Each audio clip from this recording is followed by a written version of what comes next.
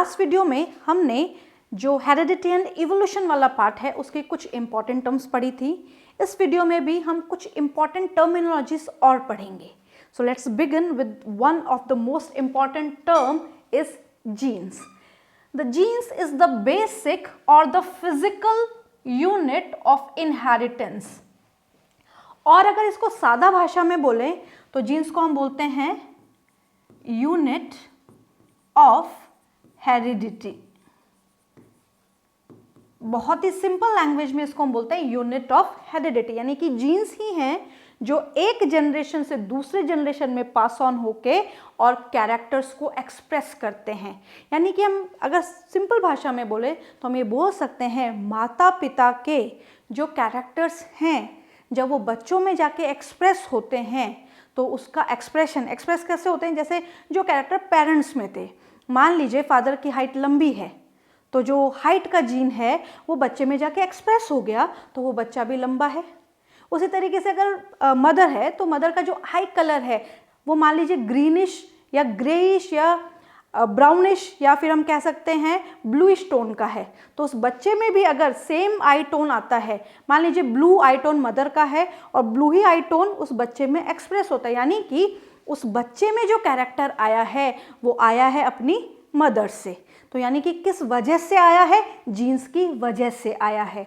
तो जब कैरेक्टर्स एक जनरेशन से दूसरे जनरेशन में पास होते हैं और वहाँ जाके एक्सप्रेस होते हैं तो उसी का कारण है हेरिडिटी, और हेरिडिटी में जो इसको ले जाने के लिए जिम्मेदार हैं वो हैं जीन्स।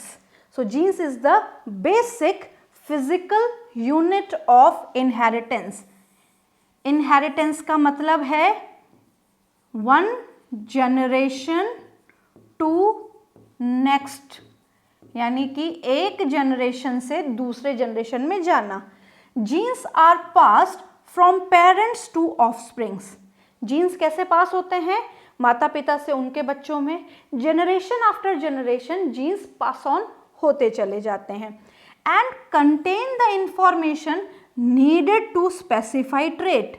जीन्स वो इंफॉर्मेशन कैद करके रखते हैं जो एक पर्टिकुलर कैरेक्टर को जिम्मेदार करती है, जैसे कैरेक्टर्स या ट्रेट्स। सिंपल भाषा में अगर ट्रेट को बोलें तो दैट इज कैरेक्टर। तो हम ये बोल सकते हैं कि जब पेरेंटल कैरेक्टर ऑफस्प्रिंग में जाते हैं तो जीन्स की वजह से जाते हैं, यानी कि जीन्स वो इंफॉर्मेशन अपने साथ लेके जाती है और वो जाके बच्चों में एक्सप्रेस हो जाती है। तो वो पर्टिकुलर कैरेक्टर माता पिता का बच्चे शो करते हैं और कराने का कारण है genes. Next important terminology is allele. Allele is alternative forms of genes. The alleles are alternative forms of genes, या हम इनको बोल सकते हैं paired genes. Paired genes. Alternative forms of genes or paired genes which are located on the same position. कहाँ पे मौजूद है, सेम पोजीशन में है। तो सेम पोजीशन को हम क्या बोलते हैं, लोकाई या लोकस। यहाँ पे इसको लोकाई भी बोला जा सकता है और इसको लोकस भी बोला जाता है, यानी कि position, location. On the homologous chromosomes are called alleles. तो इसको समझने के लिए हमें होमोलोगस क्रोमोसोम पहले समझने होंगे। ये ऑलरेडी हम डिस्कस कर चुके हैं रिप्रोडक्शन चैप्टर के सेक्सुअल रिप्रोडक्शन के इंट्रोडक्शन में कि होमोलोगस क्रोमोसोम्स क्या होते हैं।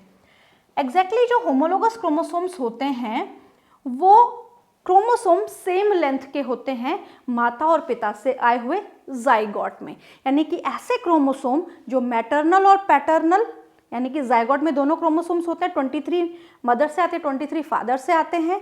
और ये जो 23 पेयर हैं, पेयर बोल रहे हैं हम इनको, तो पेयर का मतलब है कि 23 मैटरनल और 23 पैटर्नल एक दूसरे के लिए होमोलोगस हैं। तो जैसे ये मान लीजिए जाइगोट है, इस जाइगोट में ये क्रोमोसोम मान लीजिए 1 है, ये क्रोमोसोम नंबर 2 है और इस तरीके से सो ऑन क्रोमोसोम 23 है। तो ये जो क्रोमोसोम है ये क्रोमोसोम 1, ये 1, ये 2, 2, 3, 3, ये है मैटरनल, ये है पैटर्नल। तो 1, 1 का होमोलोगस है, 2, 2 का होमोलोगस है, 3, 3 का होमोलोगस है। यानी कि माता और पिता से आए हुए जो क्रोमोसोम्स हैं, जिनकी लेंथ या जिन पे जीन्स की लोकेशन या जीन्स की पोजीशन सेम है, वो भी एक दूसरे के लिए क्या कहलाते हैं? होमोलोगस पेयर कहलाते हैं। अब यहाँ पे हम पढ़ रहे हैं एलील्स के बारे में। तो यहाँ पे हमने एक क्रोमोसोम को बाहर निकाल लिया, एक क्रोमोसोम को हमने यहाँ से एक्सट्रैक्ट कर लिया। अब यहाँ पे एक क्रोमोसोम हमने मैटरनल ले लिया, तो उसका हम होमोलोगस पेयर भी लेंगे, यानी कि उसका दूसरा वाला भी लेंगे। तो हम मान लीजिए हमने सेकंड वाले को आइसोलेट किया, तो सेकंड वाले को हम पूरे को आइसोलेट कर लेते हैं। तो यहाँ पे हमें दोनों ही लेने होंगे। कंप्लीट हमें क्या लेना होगा? 1 पेयर लेना होगा, दैट इज 1 सेट। तो यहाँ पे हमने लिया 1 सेट और 1 पेयर। क्लियर? अब यहाँ पे ये दोनों क्रोमोसोम एक दूसरे के लिए क्या है? होमोलोगस हैं। ये एक दूसरे के लिए होमोलोगस क्रोमोसोम्स हैं। ये इसका होमोलोगस, ये इसका होमोलोगस। अब इन क्रोमोसोम पे सेम लोकेशन पे जो जीन्स प्रेजेंट हैं वो कहलाते हैं एलील्स, यानी कि द पेयर्ड जीन्स और the alternative forms of genes which are located on the same loci. अब इसकी लोकेशन देखें,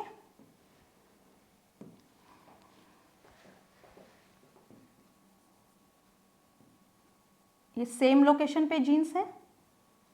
मान लीजिए ये ए जीन है, ये भी ए जीन है। तो ये ए और ए जीन एक दूसरे के लिए क्या होंगे? अलील। अब ये ए और ए हैं, ये क्या करेंगे?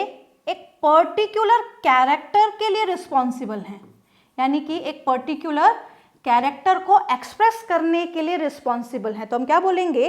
होमोलोगस क्रोमोसोम पे जो सेम लोकेशन पे जीन्स प्रेजेंट होते हैं हम उनको अलील्स बोलते हैं, और ये एलील्स एक पर्टिकुलर कैरेक्टर को एक्सप्रेस करने के लिए जिम्मेदार हैं।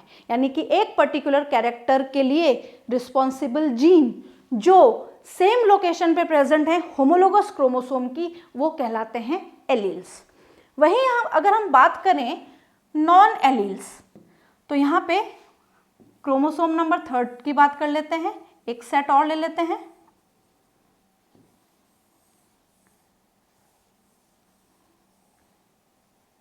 ये हमने एक और सेट यहां से निकाल लिया बाहर। इस सेट पे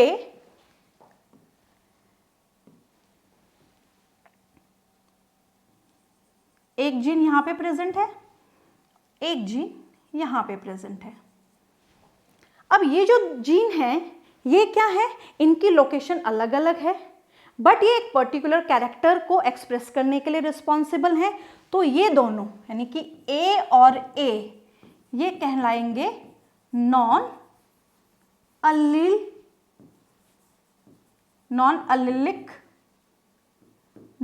allelic gene. These are known as non-allelic gene.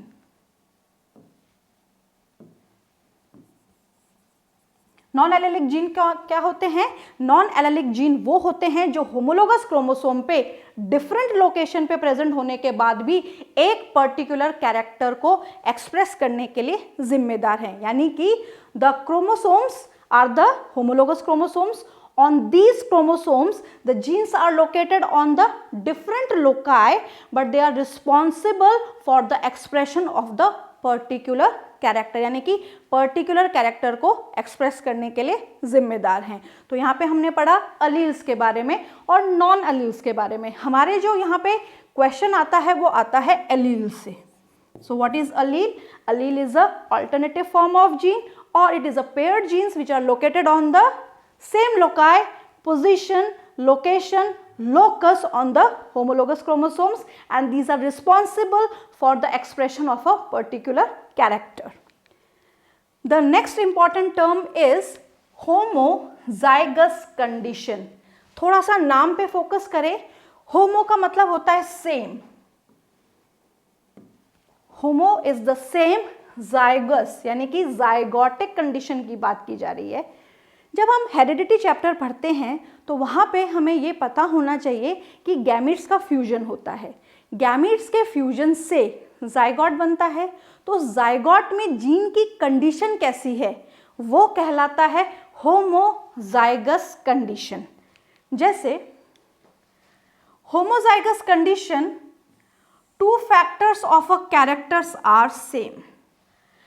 थोड़ा सा इस बात को समझने की कोशिश करें कि जैसे यहाँ पे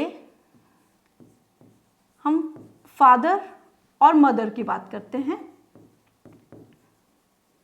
तो यहाँ पे गैमीट्स जो बन रहे हैं और गैमीट्स का जो हो रहा है फ्यूजन, तो यहाँ बनेगा जाइगोट।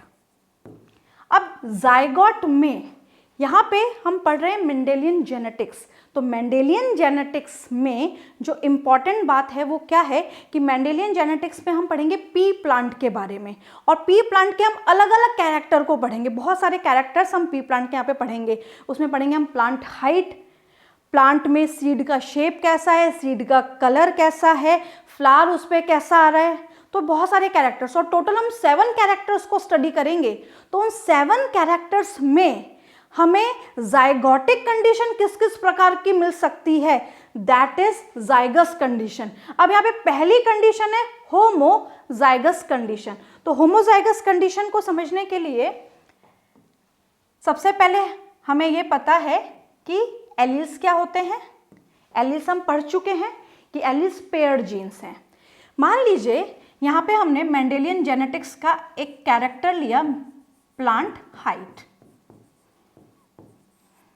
ये सारा हम डिटेल भी पढ़ेंगे बट एक एग्जाम्पल लेके मैं समझा रही हूं।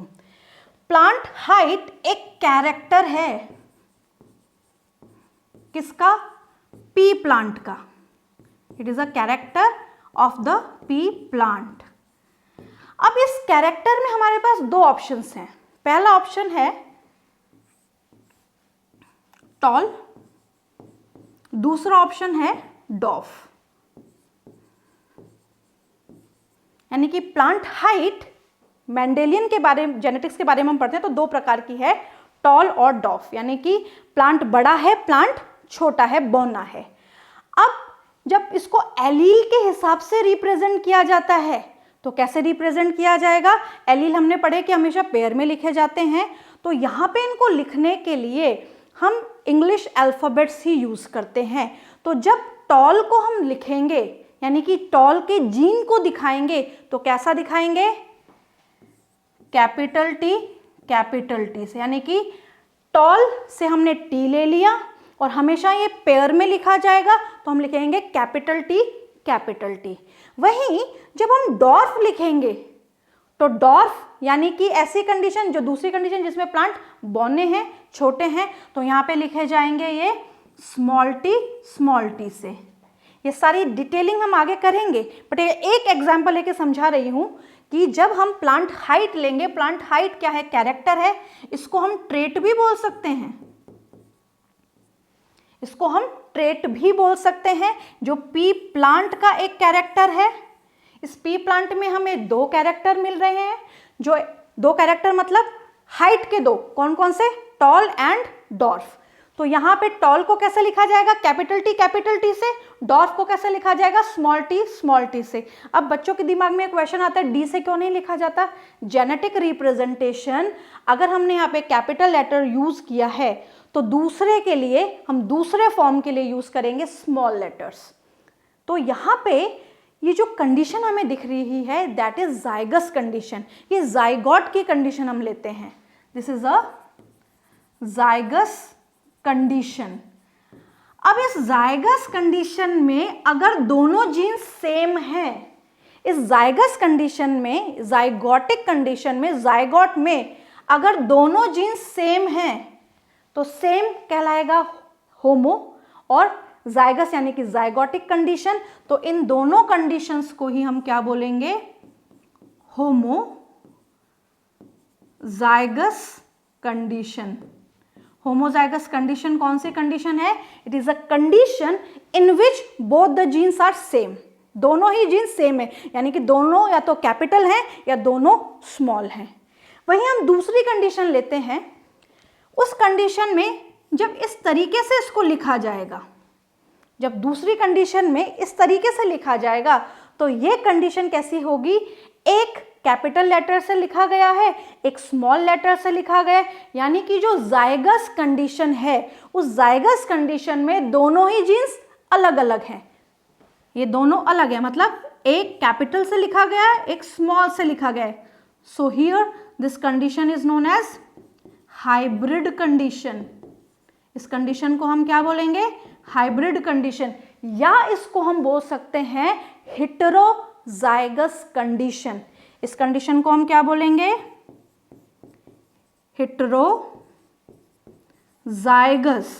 यानी कि ये जो जाइगोट बनेगा, इस जाइगोट में दोनों जीन अलग अलग हैं, अलग हों बट कैरेक्टर एक के लिए ही जिम्मेदार है और वो कैरेक्टर है प्लांट हाइट। यहाँ पे ये दोनों जीन्स सेम थे, यहाँ पे भी ये दोनों जीन्स सेम थे, बट ये जो जीन्स थे सेम होने के बाद भी ये एक ही कैरेक्टर यानी कि प्लांट हाइट के लिए जिम्मेदार थे। यहाँ पे दोनों जीन्स अलग अलग हैं बट ये एक ही कैरेक्टर के लिए जिम्मेदार है और वो कैरेक्टर है प्लांट हाइट। तो जिस कंडीशन में दोनों जीन्स सेम हो वो कंडीशन कहलाएगी होमोजाइगस, और जिस कंडीशन में दोनों ही जीन्स डिफरेंट हो, तो डिफरेंट का मतलब होता है हेटेरो, हेटेरो का मतलब अपने आप में है डिफरेंट, डिफरेंट का मतलब है हाइब्रिड, यानी कि हाइब्रिड कंडीशन को ही हेटेरोजाइगस कंडीशन बोला जाता है। So here in the homozygous condition the two factors, factors को यहाँ हम क्या बोल सकते हैं, फैक्टर्स को हम यहाँ जीन्स बोल सकते हैं, यहाँ पे फैक्टर्स को हम जीन्स बोल सकते हैं। The genes of a characters are same, capital T और स्मॉल टी। वहीं अगर हम हेटेरोजाइगस कंडीशन की बात करें तो हेटेरोजाइगस कंडीशन में दोनों ही कैरेक्टर कैसे हैं, डिफरेंट। तो इन हाइब्रिड और heterozygous condition the two factors और the two genes of a character are different, दोनों ही कैरेक्टर कैसे हैं, अलग अलग हैं, डिफरेंट हैं। सो यहाँ पे हमने 4 इंपॉर्टेंट टर्म्स और पढ़ी। पहली पढ़ी हमने जीन्स, दूसरी हमने पढ़ी अलील्स, तीसरी हमने पढ़ी homozygous and the fourth one was the heterozygous. Next video में हम और 4 इंपॉर्टेंट टर्म्स के बारे में हम पढ़ेंगे जो कि मेंडेलियन जेनेटिक्स से ही रिलेटेड है।